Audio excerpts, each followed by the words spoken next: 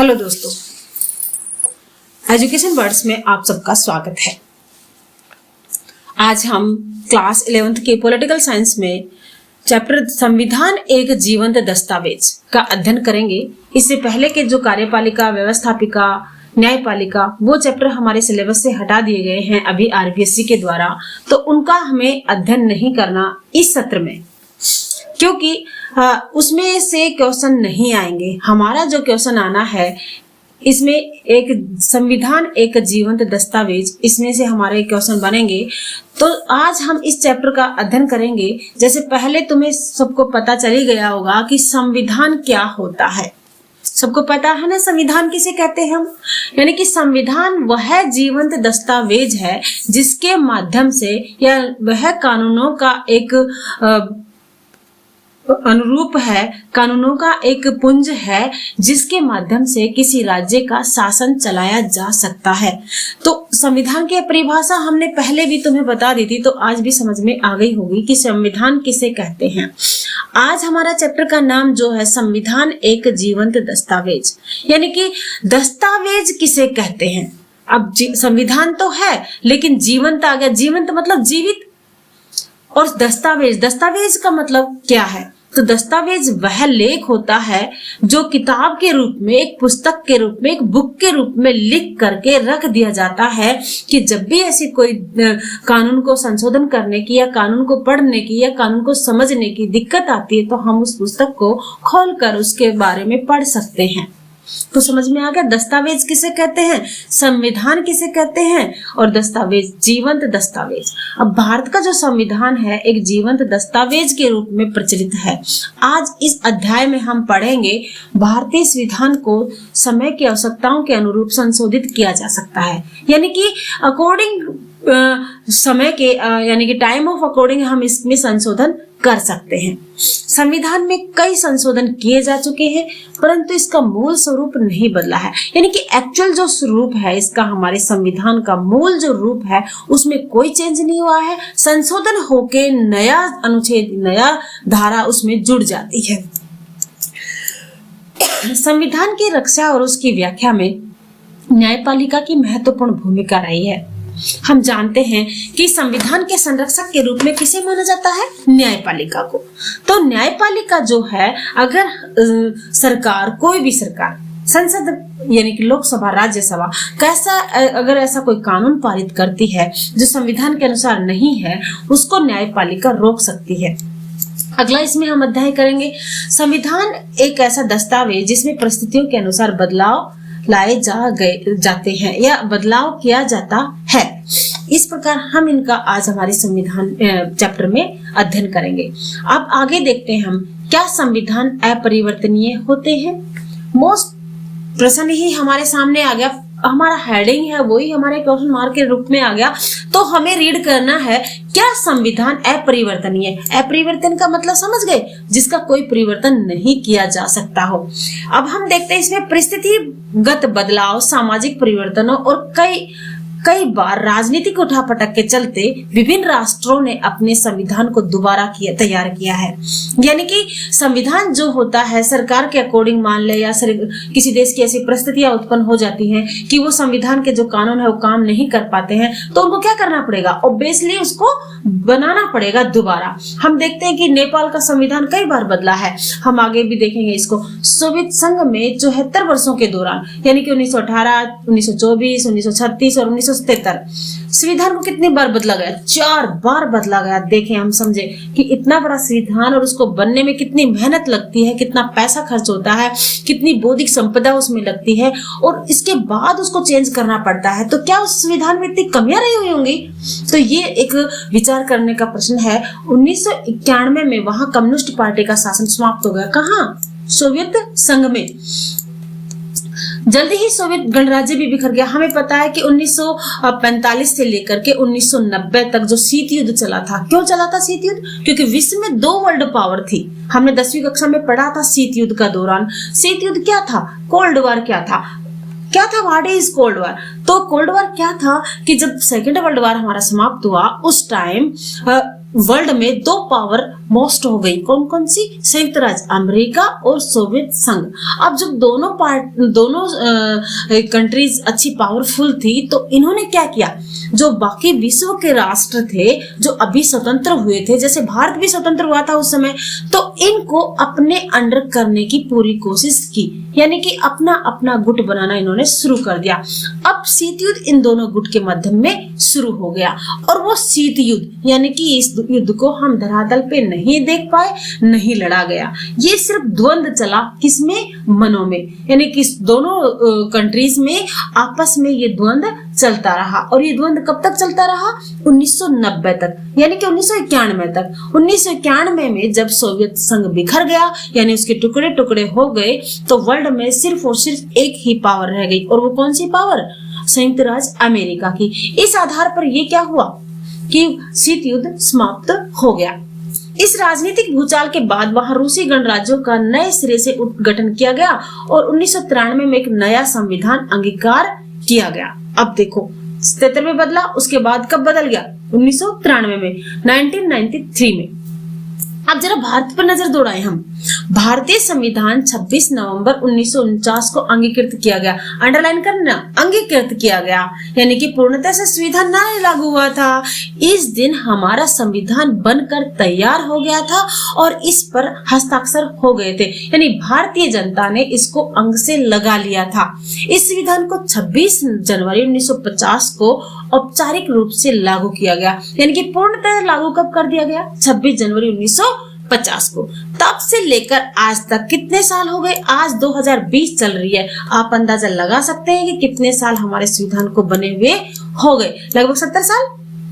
तो यह संविधान लगातार काम कर रहा है और हमारे देश की सरकार इसी संविधान के अनुसार काम भी करती है। तो क्या हम ये माने कि हमारा संविधान इतना अच्छा है कि उसमें कोई बदलाव की जरूरत नहीं है? हमारे पास ये क्वेश्चन आ गया कि जब विश्व के हमने देखे कि डेवलप कंट्रीज के जो सोवियत रूस है उसका संविधान बदल गया, कितनी बार? 4-4, 5-5 बार बदल गया। तो भारत का ऐसा क्या संविधान था जो अभी तक चेंज नहीं हुआ? क्या हमारे संविधान निर्माता इतने दूरदर्शी थे, इतनी आगे की सोचने वाले थे? उन्होंने समय के बदलाव और घटनाओं का अंदाजा भी पहले से लगा लिया? ये हमारे पास सोचने के प्रश्न है। एक अर्थ में तो दोनों बातें ठीक है। यह बात सही है कि हमें एक मजबूत संविधान विरासत में मिला। हमें जानते हैं कि हमारा जो संविधान है मजबूत कैसे, कि विश्व का सबसे पहले तो सबसे बड़ा संविधान है। इस संविधान की बनावट हमारे देश की परिस्थितियों के बेहद अनुकूल है। कैसे अनुकूल है? क्योंकि हम उस समय जब स्वतंत्र हुए थे तो हमने बहुत सारी परिस्थितियों को फेस किया था और इस आधार पर हमारे संविधान निर्माताओं ने इसको सोच समझकर बनाया था, न कि जल्दबाजी में। हमें पता है हमारे संविधान को बनने में कितना समय लगा था? 2 वर्ष 11 माह और 18 दिन।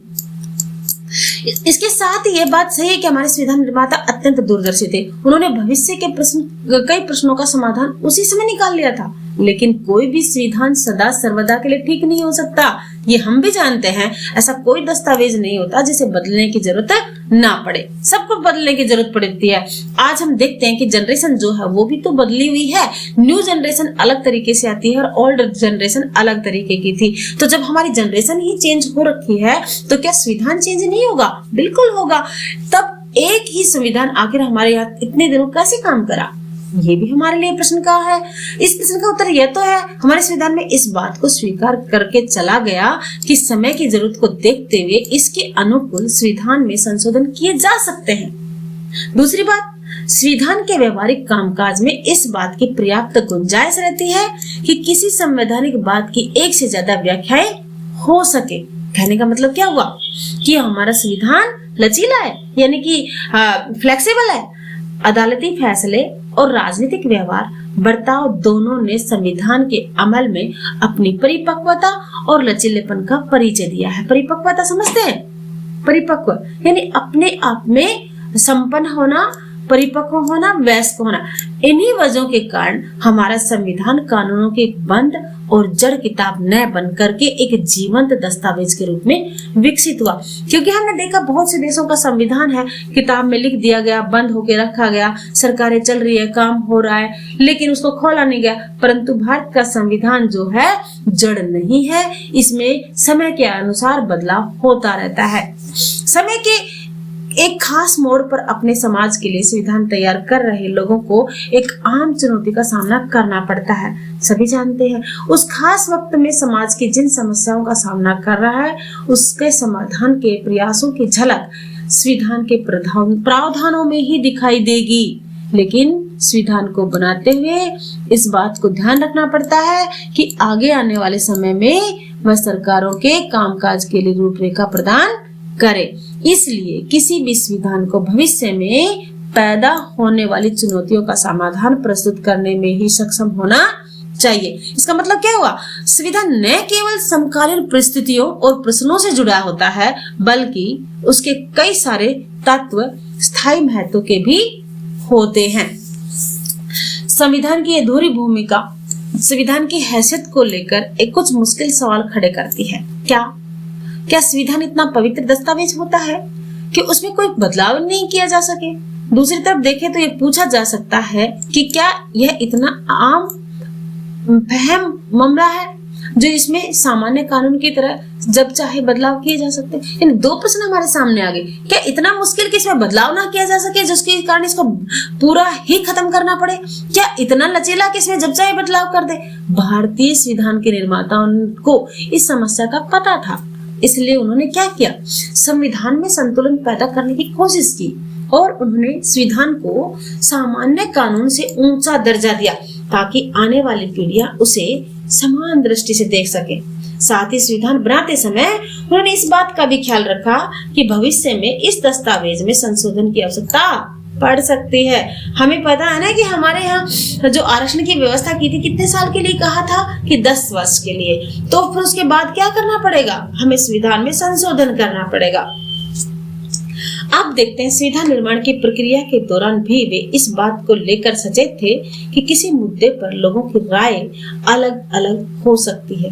जानते थे कि समाज किसी मत विशेष की ओर ज्यादा आकृष्ट होगा, तब संविधान के प्रावधानों में संशोधन की आवश्यकता महसूस की जाएगी। इसलिए संविधान बनाते समय दोनों बातों का ध्यान रखा गया, यानी उसे पवित्र दस्तावेज मानने के साथ साथ इतना लचीला भी बनाया गया कि उसमें समय की आवश्यकता के अनुरूप यथोचित बदलाव किए जा सके। दूसरे शब्दों में हम कह सकते हैं कि हमारे संविधान में कोई जड़ और अपरिवर्तन दस्तावेज नहीं है, यानी हमारा संविधान जो है जीवंत है। इसमें किसी स्थिति के बारे में अंतिम निर्णय लेने से बचा गया है। यह कोई अपरिवर्तनीय चीज नहीं है। अब हम इसमें देखते हैं, कक्षा में अनेक छात्रों के उपरोक्त खंड स्पष्ट रूप से समझ में नहीं आया। छात्रों ने निम्नलिखित बात कही, इस बारे में आपकी क्या राय है? एक क्या है कि संविधान किसी भी अन्य कानून की तरह ही होता है। उसमें हमें सरकार के कामकाज के पीछे काम करने वाले नियमों और कानूनों के विषय में जानकारी मिलती है। बिल्कुल राइट है, कानून की तरह ही होता है और उसमें सारी चीजें लिखी हुई है। सरकार क्या कानून काम करेगी, कैसे काम करेगी, ये सारा उसमें रीड है, लिखा हुआ है। राइट है। संविधान जनता की इच्छा को अभिव्यक्त करता है, संविधान जनता की इच्छा की अभिव्यक्ति होता है। अतः संविधान में एक ऐसा उपबंध किया जाना चाहिए उसे 10 या 15 वर्षों में बदला जा सके। बिल्कुल नहीं, संविधान को समय के अनुसार बदला जा सके। संविधान किसी देश के दर्शन को बयां करता है, उसे कभी नहीं बदला जा सकता। ये तो बिल्कुल गलत है। संविधान माना किसी देश के दर्शन को बयान करता है, परंतु उसमें बदलाव संविधान में समय के अनुसार होना चाहिए। संविधान एक पावन दस्तावेज होता है, इसलिए इसे बदलने की बात करना लोकतंत्र के विरोध करना गलत बात। क्यों है विरोध करना? लोकतंत्र किसके लिए? जनता के लिए। संविधान किसके लिए? जनता के लिए। जब जनता के अनुरूप संविधान नहीं होगा तो क्या करना पड़ेगा? ऑब्वियसली बदलना ही तो पड़ेगा, उसमें कुछ चेंज करना पड़ेगा ना। तो इसीलिए इसमें लोकतंत्र का विरोधी नहीं है संविधान। ये एक पावन दस्तावेज है और लोकतंत्र का समर्थक है। अनुच्छेद 368 में संसद अपनी संवैधानिक शक्ति के द्वारा और इस अनुच्छेद में वर्णित प्रक्रिया के अनुसार संविधान में नए उपबंध कर सकती है। पहले से विद्यमान उपबंधों को बदला या घटा सकती है, यानी कि संविधान में संशोधन किया जा सकता है। किस प्रकार किया जा सकता है? 368 अनुच्छेद के माध्यम से। हम देखते हैं, हम पहले की कह चुके हैं कि हमारे संविधान निर्माता संविधान को एक संतुलित दस्तावेज बनाने के पक्षधर थे, यानी कि एक संतुलित ऐसा संतुलन हो जिसमें कठोरता भी हो, लचीलापन भी हो, उसके बदलाव भी किया जा सके और उसको अनावश्यक अक्सर होने वाले बदलावों से बचाया भी जा सके। दूसरे शब्दों में संविधान निर्माता संविधान को एक ही साथ लचीला और कठोर बनाने के पक्ष में थे। यहाँ लचीले का मतलब ये है कि परिवर्तनों के प्रति खुली दृष्टि और कठोर का मतलब है अनावश्यक परिवर्तनों के प्रति सख्त रवैया, यानी कि जब चाहे सरकार इससे खेल भी ना सके और जब चाहे सरकार इसके कारण अपना काम रोक भी ना सके। दोनों बातें समझ में आ गई कि सरकार को एक ऐसा दे दिया गया है कि वो आवश्यकता के अनुसार इसमें बदलाव कर सके। अब इस आधार पर संविधान निर्माता जानते थे कि संविधान में त्रुटियां हो सकती है, क्योंकि कोई भी परफेक्ट नहीं होता, सब में त्रुटियां होती है। भगवान को छोड़ के हम कोई भी परफेक्ट नहीं है। वे समझते थे कि संविधान पूरी तरह क्या नहीं है, दोष मुक्त नहीं है। वे संविधान को एक ऐसा रूप देना चाहते थे कि त्रुटि सामने आने पर उसका क्या किया जा सके, आसानी से निवारण किया जा सके। संविधान के कुछ प्रावधानों का स्वरूप अस्थायी था और उनके बारे में यह राय अपनाई गई कि नई संसद का गठन होने पर या बाद में इन प्रावधानों को क्या किया जा सकता है, हटाया जाएगा। हमारा संविधान एक संघीय राज्य व्यवस्था के पक्ष में था, इसलिए उसमें ऐसे प्रावधान किए गए। राज्यों की शक्तियों को उनकी सहमति के बिना नहीं हटाया जा सकता। अंडरलाइन करना इसको। इसके कुछ पक्ष इतने केंद्रीय महत्व के थे कि संविधान निर्माता उन्होंने संशोधन के दायरे से बाहर रखना चाहते थे। तो इन प्रावधानों को संशोधन प्रक्रिया को कठोर बनाना जरूरी था। वजह कि संविधान में संशोधन करने के लिए विभिन्न तरीके अपनाने पड़े। अब देखो हमारे नीचे संशोधन की प्रक्रिया के दिए गए हैं तीन प्रकार के संशोधन इसमें कर सकते हैं। कैसे कैसे? सबसे पहले क्या करेंगे हम, संसद में जो है क्या, संसद में सामान्य बहुमत के आधार पर कथित अनुच्छेदों में निर्दिष्ट प्रक्रिया के अनुसार, यानी कि सामान्य बहुमत, जितने उपस्थित संसद में कैंडिडेट हैं उनमें बहुमत के हिसाब से, यानी कि एक अधिक 50+1 के आधार पर इसमें संशोधन किया जा सकता है। दूसरा, संसद के दोनों सदनों में, यानी कि पहला तो किसी भी सदन में, चाहे लोकसभा हो चाहे राज्यसभा में, उसमें 50+1 होने पर उसमें संशोधन किया जा सकता है। दूसरा, संसद के दोनों सदनों में अलग अलग विशेष बहुमत के आधार पर अनुच्छेद 368 के अनुसार, यानी कि संसद के पहले अगर कोई संशोधन प्रक्रिया आती है पहले सदन में, यानी कि लोकसभा में आती है, तो उसमें बहुमत के आधार पर होना चाहिए विशेष बहुमत। समझ गए ना? 2/3, यानी कि जितनी संख्या है 545 है, उसकी 2/3 निकालना, उसके हिसाब से उतने कैंडिडेट्स का क्या करना, सहमति होना। फिर जब वो एक सदन से पास हो जाता है तो अगले सदन में भी विशेष बहुमत होना। कैसे?